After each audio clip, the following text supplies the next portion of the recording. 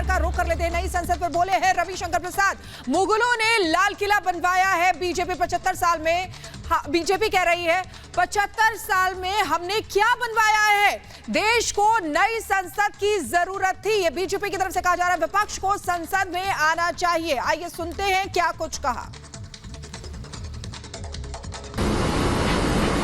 कि आजादी के 75 वर्षों के बाद भारत को भारतीयों के द्वारा बनाई गई संसद क्यों नहीं मिलनी चाहिए। मुगलों ने बनाया लाल किला और जमा मस्जिद और हुमायूं का मकबरा, ऐबक ने बनाया कुतुब मीनार, वो दावा करते हैं। अंग्रेजों ने बनाया north block, south block, Rashtrapati Bhavan, viceroy house कहते थे, और संसद भवन। 75 इयर्स में आजादी के बाद हमने क्या बनाया? तो भारतीय उद्यमशीलता, भारतीय प्रतिभा और भारतीय वास्तुकला का भी एक परिचय भारत की संसद में मिल रहा है। और मुझे बहुत गर्व है कि जो संसद भवन है ये भारतीय संस्कार के अनुरूप वास्तुकला का एक बहुत उत्कृष्ट नमूना है। और जो सेंगोल की कल्पना देश को बताई गई है, ये हम सबों के लिए बहुत ही गर्व गौरव का कारण है कि भारत की परंपराएं क्या है। तो आए देखें। हमने तो कांग्रेस के मित्रों से एक ही बात कहूंगा कि जो इतिहास आ रहा है, तो सेंगोल की परंपरा से तो आपके नेता भी जुड़े रहे हैं जो पहले प्रधानमंत्री थे। इसकी सलाह राजगोपालाचारी जी ने दी थी जो गवर्नर जनरल थे। तो आइए उसी ऐतिहासिक धरोहर को देखने के लिए आ जाइए।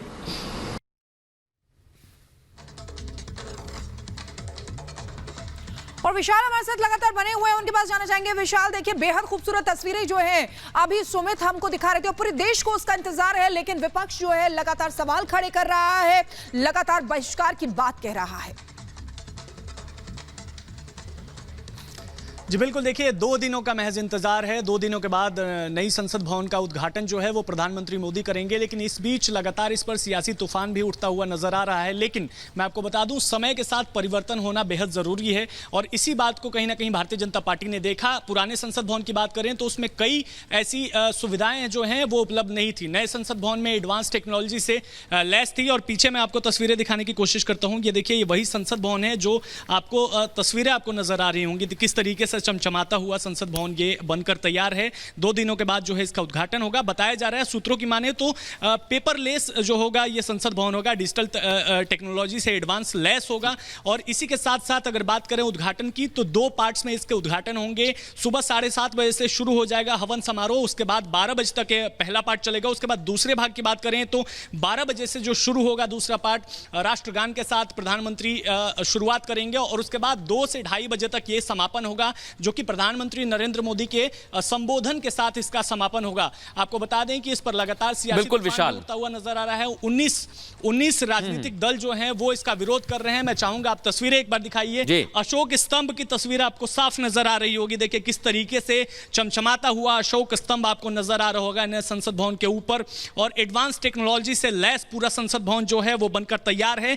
1280 सांसदों के बैठने की पूरी सुविधा यहां पर जो है वो बनाई गई है।